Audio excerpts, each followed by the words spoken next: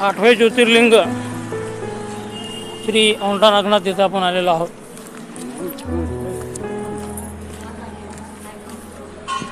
हर हर महादेव असा जयघोष करून महादेवाचं दर्शन घेण्यासाठी आपण आलेलो आहोत। उन्हाचा तडाखा मात्र भयंकर आहे।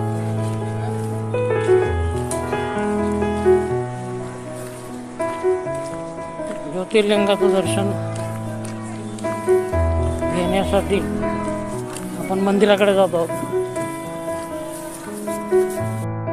पुण्यश्लोक अहिल्यादेवी होळकर यांनी या ज्योतिर्लिंगाचा जीर्णोद्धार केला।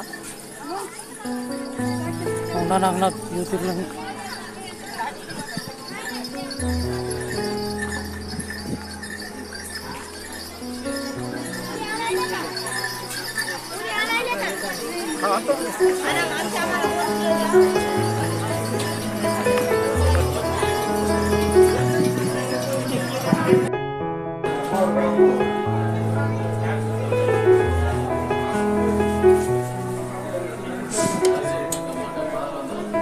तो जो पांढरा कसाचा भाग दिसतोय तो पुण्यश्लोक अहिल्यादेवी होळकर यांनी जीर्णोद्धार करून बांधलेला आहे।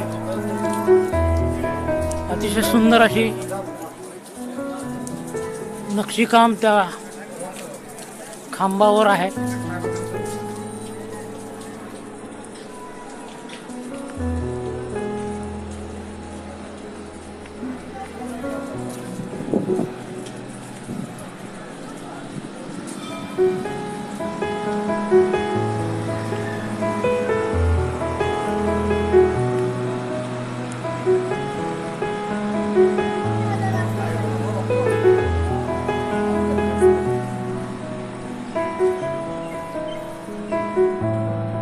हे बघा सुंदर नक्षीकाम त्या काळात कसं केलं असेल हे प्रश्नच आहे।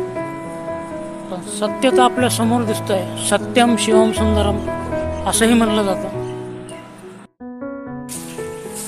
नागेश्वर मंदिराच्या परिसरातच नीलकंठेश्वर मंदिर आहे। असं म्हणतात की दर महाशिवरात्रीला तिळाच्या आकाराने ही पिंड जी आहे ती वाढते अशी आस्था आणि श्रद्धा आहे। पुरातन काळातील हे बांधकाम आहे। अतिशय सुंदर अशी नक्षीकाम केलेले खांब इथं आहेत।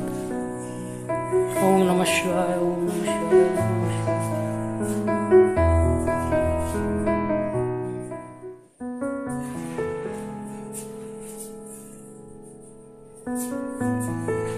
आणि अतिशय सुंदर फुलांची अशी सजावट केलेली शिवपिंड नीलकंठेश्वर या नावाचं मंदिर इथं आहे। आणि हीच ती पिंड आहे जी दरवर्षी महाशिवरात्रीला तिळाने वाढत जाते। ओम नमः शिवाय। नीलकंठेश्वर मंदिरातून निघून आपण आता मूळ जे ज्योतिर्लिंग आहे तिकडे जाणार आहोत। त्यासाठी आपण 200 रुपयाचा पास काढलेला आहे की जेणेकरून आपलं दर्शन लवकर होईल।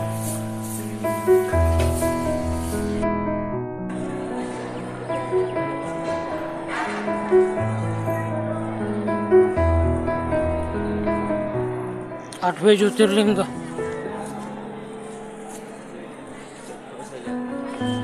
कळसाचे दर्शन आणि मंदिर दिसतंय आपल्याला इथून।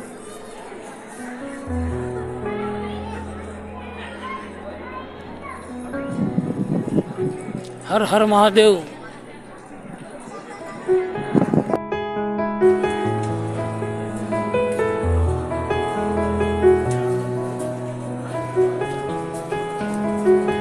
सुंदर असे हत्ती कोरलेले आहेत। नक्षीकाम अतिशय सुंदर आहे।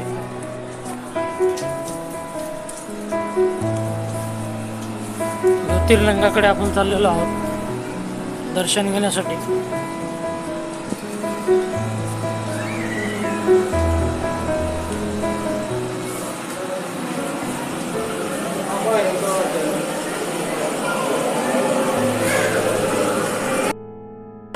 मंदिरामध्ये मोबाईलची परवानगी दिली नाही, म्हणून ज्योतिर्लिंगाचं प्रत्यक्ष दर्शन काही देता नाही आलं. मंदिराच्या गाभाऱ्यामध्ये मी आहे.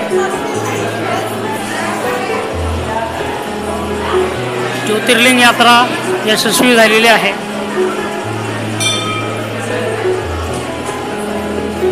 अहिल्यादेवी होळकर यांनी या ज्योतिर्लिंगाचा जीर्णोद्धार केला.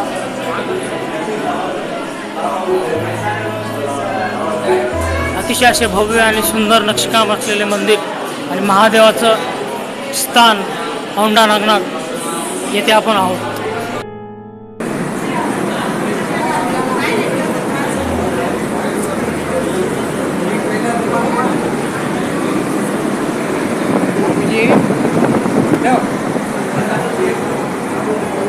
करो